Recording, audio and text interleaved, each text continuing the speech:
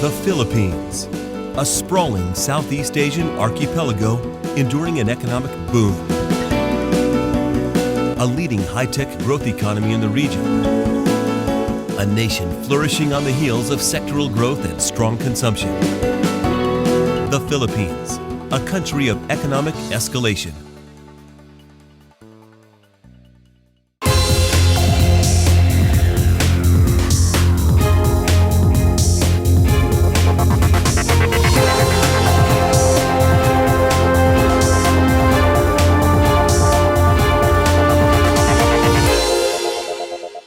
When an investor comes into the country, we want to be able to assure him that what he has to manage are commercial risks.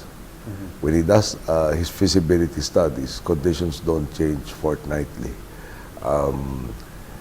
What has to be contended with is transparent and open, and not has to be subject of a course in college to how to navigate the maze of doing business in the Philippines. Should be a thing of the past.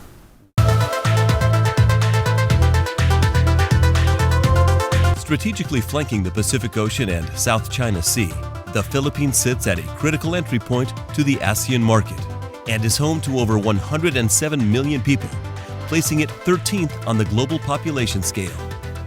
The Philippines' economic escalation is attracting worldwide investor interest. 2013 saw the nation receive its first ever investment grade rating from international rating agencies Fitch and Moody's. The same year reported a GDP growth of 7.2%, one of the highest growth rates seen in Asia. This track record makes the Philippines continuing in an upward trajectory of sovereign credit ratings to invest. The 2010 elected Aquino administration is gaining attention for their part as a catalyst in this swelling optimism of the nation's overall business potential. And this optimism is expected to grow while the economy drives onto a whole new level.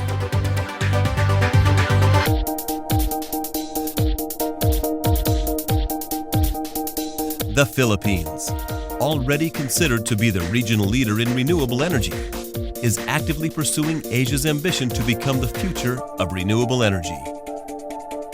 The ambition is fueled further by the nation's abundance of natural resources across solar, microhydro, wind, and biomass energy.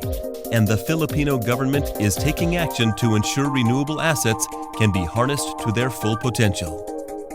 Has been recently in the news everywhere, especially in Asia when it comes to growth rate. It's a growing economy. It's just being discovered right now.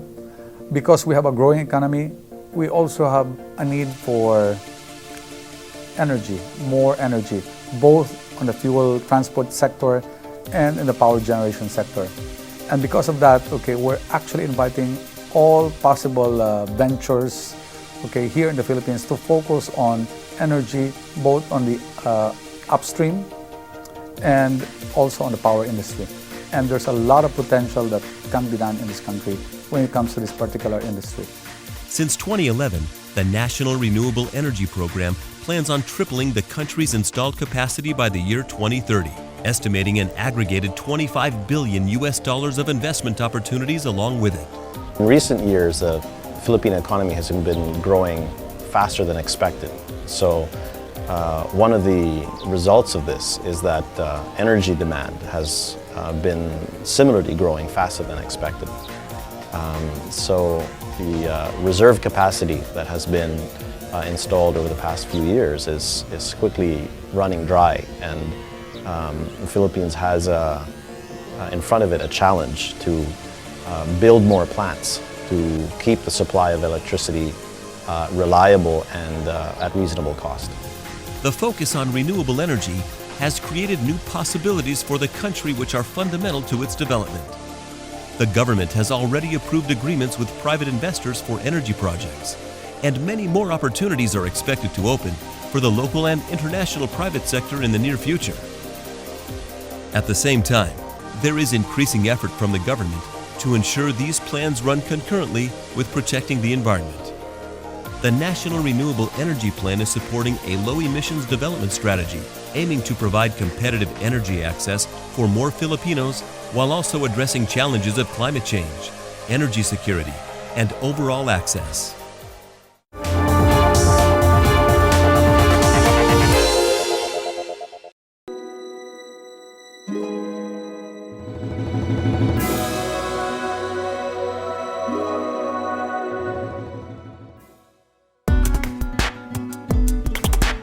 The Philippines archipelago mass has made transport a fundamental sector in driving its economy enhancement and development.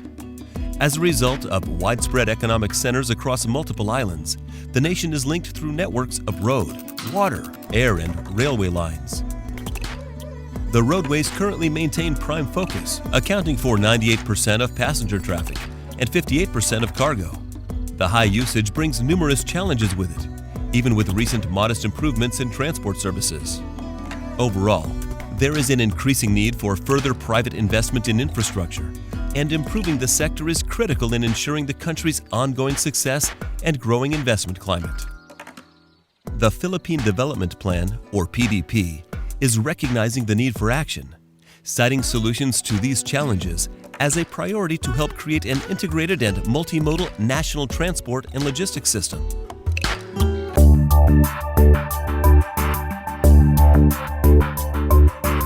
The Philippines is reporting continuous improvement and growth in its finance and banking sector.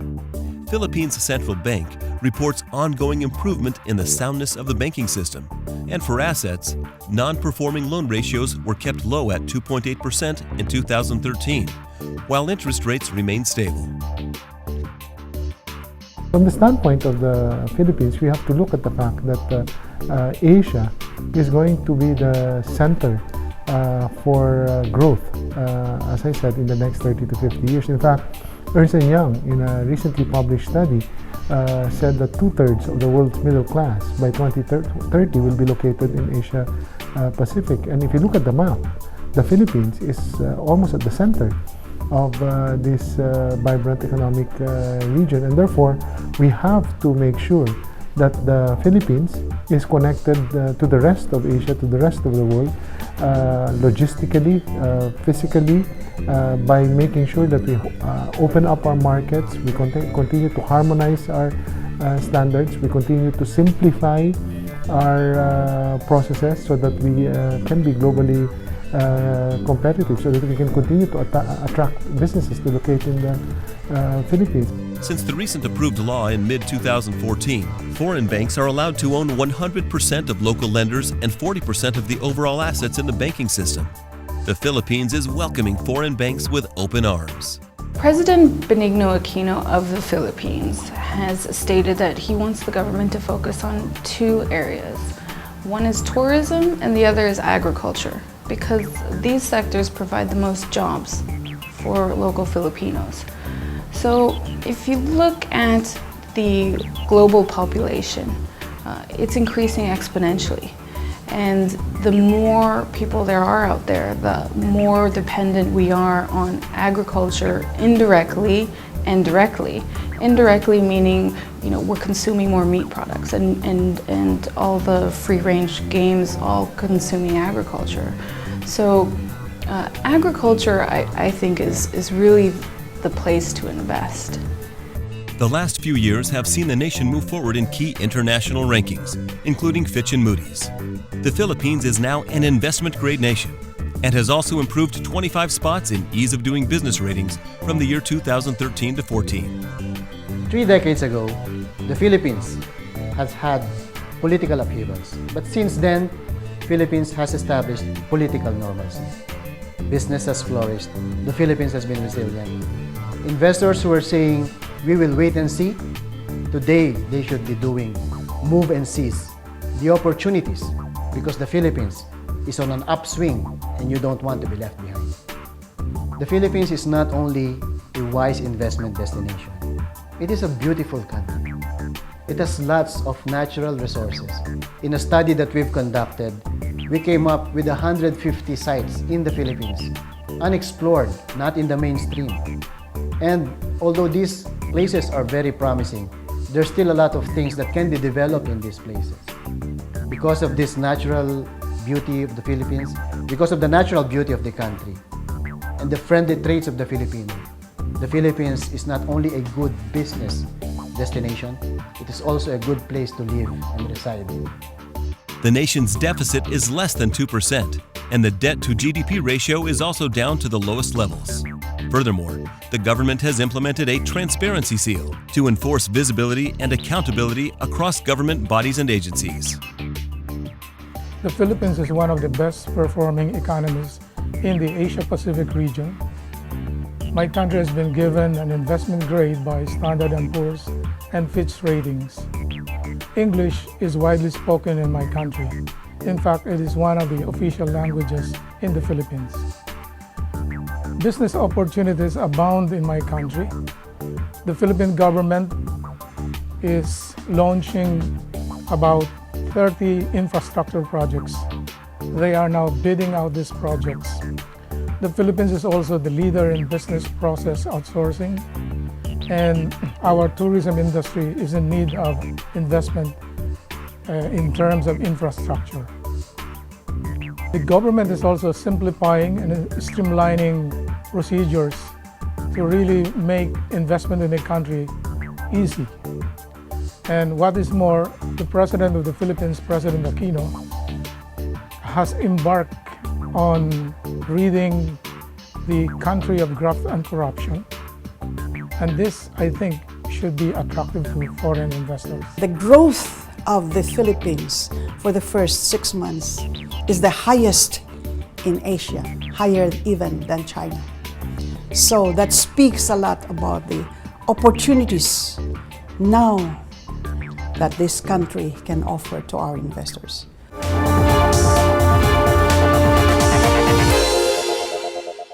Franklin Baker continues to be a market leader in supplying the highest standard of coconut products worldwide. Founded in 1894 and operating in the United States and the Philippines, Franklin Baker has exceptional expertise in developing and manufacturing delicious and healthy consumer foods and beverages. Recognized for innovative and premium ingredients, Franklin Baker has established a trusted brand known for over 100 years of quality.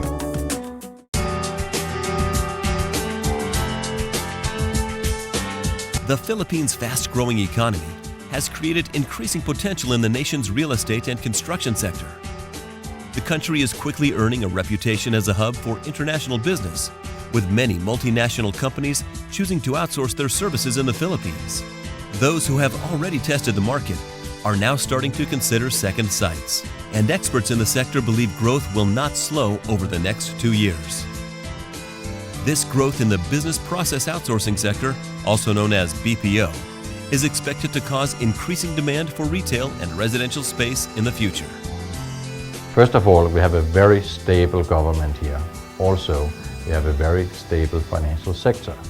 Thirdly, the labor force is very educated and very stable as well, all contributing combined to an economy that is today growing faster than any other economy in Southeast Asia. International investors setting up offices in Manila can expect the highest prime office yields for the region, averaging at around 10%. The Philippines is today one of the 5 fastest growing economies in the world. This is fueled primarily by growth from a very stable financial sector. It's fueled from a local consumption that is rapidly on the increase and is fueled by a renaissance of manufacturing, often by direct investments from abroad for local consumption as well as exports for global markets. The office real estate sector is generally performing better than residential. The demand for supply of office space is high, with 5% originating purely from the BPO sector. Construction is reportedly one of the fastest growing industries in the country.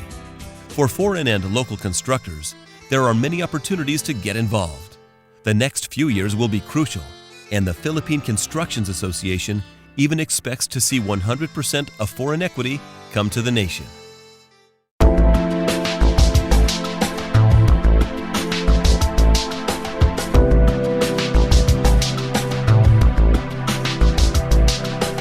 The information technology sector in the Philippines has grown at an annual rate of around 30% during the last decade, with further developments expecting to follow. The industry already provides services for some of the Fortune 1000 companies from around the world, and 2016 has been marked as a year to reach important ambitions. Over the next few years, the nation's ICT and GIC industry is expecting to consolidate over 10% of the global IT BPM market, forecasting revenues of around $25 billion and employing 1.3 million people. However, a number of conditions need to be realized in the next few years to meet this goal. Most importantly, increasing international visibility for the industry and attracting further investments with it. The Philippine IT market is very robust. The Philippines has lagged behind in the past, and now the private sector and the government is catching up. We have a big demand for ICT in the government sector. It's trying to improve the services through ICT, stop corruption through ICT, and be able to integrate and make our systems interoperable. The sector's contribution to GDP reached 5% in 2011 and is now the Philippines' third largest net foreign exchange earner after tourism and overseas worker remittances. It's becoming a major outsourcing hub where international companies can find skilled human resources within a strategic APAC location. An increasing number of Filipinos are choosing to specialize in IT training, while companies employing them can enjoy appropriate qualifications paired with low attrition rates. Our system of education has long history of producing more than 100,000 information technology and computer science graduates every year. It is important for the Philippines to be recognized in the field of ICT as it becomes an important producer of technology, in addition to becoming a mature user of ICT. We have a lot going on right now. That's why several U.S. technology companies have set up operations in the Philippines. These sectoral advantages help show the nation's real potential for ICT and what one might expect in the future when this potential is realized.